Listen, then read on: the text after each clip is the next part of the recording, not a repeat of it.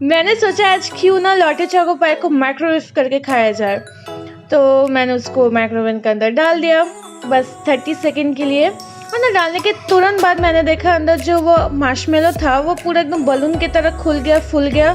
तो बहुत इंटरेस्टिंग था देखने में, और पूरा वो जो बाहर का कोटिंग था केक का वो पूरा बिखर गया। तो ये था इसका फाइनल लुक।